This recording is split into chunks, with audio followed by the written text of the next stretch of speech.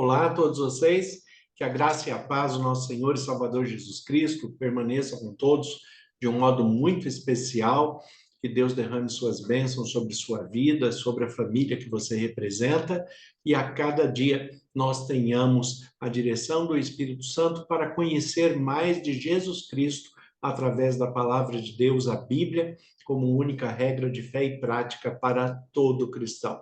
É assim que é a nossa vida, buscando de fé em fé o crescimento espiritual para cada dia vivermos melhor, para que tenhamos bem-estar, para que tenhamos harmonia, felicidade. Este é o propósito de Deus para a sua vida, para a minha vida, para todos nós. É assim que Deus quer que nós vivamos, com entendimento, com sabedoria, sabendo de fato aquilo que nos eleva, aquilo que nos faz bem, aquilo que nos traz honras, nos traz a serem pessoas honradas dentro de uma sociedade que está, de fato, muitas vezes difícil de se conviver, difícil de se observar.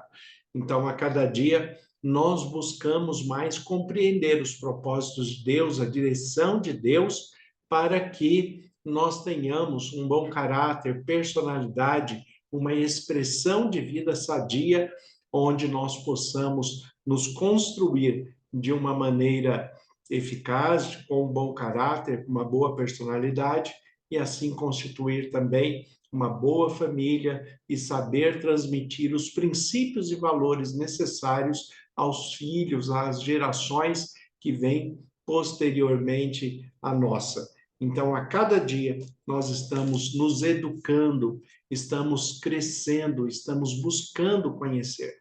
Mas neste processo todo que nós enfrentamos, este processo de vida, de crescimento, de conhecimento, que é um processo que dura todo o nosso tempo de vida. A cada dia nós estamos aprendendo alguma coisa nova, a cada dia nós estamos crescendo. Ninguém pode se fechar em si mesmo para o conhecimento, porque se ele fizer isso, ele promoverá um grande atraso na sua capacidade de interpretação de vida, na sua capacidade intelectual. Então, será muito difícil uma pessoa que se fecha poder prosseguir acompanhando as mudanças e o crescimento que o mundo oferece de uma maneira saudável, de uma maneira que lhe seja verdadeiramente sadio. E é este o nosso desafio: conhecer de fato o bem e o mal, desprezar o mal e escolher o bem para todas as coisas. Em tudo, na nossa postura de vida, o nosso vestuário, o nosso linguajar, a nossa alimentação, na nossa relação de fé com Deus, na nossa relação social, familiar, em tudo nós devemos buscar conhecer melhor, fazer o melhor, sempre desprezando o mal e escolhendo o bem. O que acontece é que muitas vezes neste processo que nós passamos, nós somos, infelizmente, enganados em algumas situações, em outras situações nós mesmos nos enganamos e ainda em outras situações este engano ele parte de nós mesmos, o que é muito ruim, o que acaba sendo pior. Então, em algum momento da sua vida, você já se enganou, você foi enganado, ou você escolheu o engano. Sempre que nós passamos por uma situação dessa, cada ação traz uma reação, e nem todas as reações são favoráveis mediante as ações que nós escolhemos, mediante as nossas escolhas pessoais, a nossa postura de vida. Quando nós somos enganados, nós nos sentimos ressentidos, nós nos sentimos ofendidos quando alguém que nós confiamos nos engana, quando há uma relação de confiança, de integridade, e de repente uma parte desta relação traz algum engano, algo que não era esperado que aquela pessoa fizesse daquela forma, porque a expectativa sempre foi favorável, a expectativa sobre aquela pessoa sempre foi boa. Então, quando nós somos enganados por alguém que nós confiamos, e quem é enganado, ele é enganado sempre, né, por alguém que ele confia. Afinal de contas, o engano ele vem no conceito de uma traição. Então, existe a necessidade de confiança numa relação para que alguém possa ser enganado. Quando você é enganado dentro de uma situação, é porque você dispensou da sua confiança sobre aquela pessoa ou sobre aquela situação. Então, muitas vezes, agindo desta maneira, nós somos, infelizmente, enganados por pessoas de má fé, de má índole, por circunstâncias que acabam nos prejudicando, e nós nos sentimos muito mal quando somos enganados desta forma. Agora, quando nós assumimos uma postura em que esta postura ele é um engano pessoal de uma interpretação errada que eu fiz a respeito da vida, e eu descubro que eu estou enganado, aí eu até fico feliz dentro de algumas situações, ou dentro de qualquer situação em que eu percebo em que eu estou enganado na minha interpretação, eu deveria ficar sempre feliz. Nós deveríamos estar sempre contentes quando nós descobrimos que estamos enganados sobre alguma situação, porque é descobrindo que estamos enganados é que nós descobrimos a verdade, é que nós descobrimos aquilo que é correto, aquilo que é certo, aquilo que é justo. É exatamente pela consciência de que estávamos enganados é que temos a oportunidade de nos refazermos, de nos reconstruirmos, de fazer diferente aquilo que era um erro, muitas vezes um erro dentro de uma sinceridade, mas nós estávamos sinceramente errados. E existem muitas pessoas que estão sinceramente erradas nas suas escolhas, nas suas posturas, nas suas decisões pessoais quanto à vida, e acabam, muitas vezes, prejudicando a si mesmo e levando prejuízo a outras pessoas também. Então, nós precisamos olhar para nós mesmos, fazer um autoexame, olhar com sinceridade para a vida, buscar crescimento de conhecimento, crescimento espiritual, buscar discernimento para e ter, né, claro, acima de tudo, a humildade para que, se eu estiver errado em algum determinado assunto, eu poder voltar e reconhecer que estava errado e começar a falar da maneira correta, começar a agir da maneira correta. Então, quando nós estamos enganados dentro de alguma situação, mesmo com toda sinceridade, nós temos a oportunidade de nos corrigirmos mediante a humildade e a conversão, como nós chamamos, né? Fazer aquilo que é correto da maneira correta, no momento correto. E nós temos sempre a oportunidade de fazer isto. Agora, tem pessoas que passam por um terceiro estágio, que é o estágio de se enganar de fato, de gostar do seu engano e querer se manter no engano, mesmo com a consciência que aquilo é um engano, que aquilo está errado, que aquilo não deveria acontecer daquela forma, daquela maneira. Mas tem pessoas que optam por viver dentro de uma perspectiva de ilusão, uma perspectiva de engano, uma perspectiva daquilo que não é verdadeiro, daquilo que não é correto. E como é ruim para um ser humano viver num ambiente de fantasias, de interpretações pessoais a respeito de coisas que a sociedade e a Bíblia, a palavra de Deus, né, declara e expõe, né, facilmente acerca do erro que esta pessoa está cometendo. Como, por exemplo, a consciência de uma pessoa que se envolve com drogas ilícitas ou drogas lícitas que trazem prejuízo, como o álcool e o cigarro, por exemplo, mas a pessoa tem consciência do prejuízo e mesmo assim continua insistindo, continua fazendo. Ela quer se enganar que aquilo traz algum benefício para ela, que traz um sentimento bom, que traz um bem-estar, que o cigarro pode acalmar, que a bebida pode relaxar, pode descontrair. Então a pessoa se engana e gosta de viver dentro deste engano.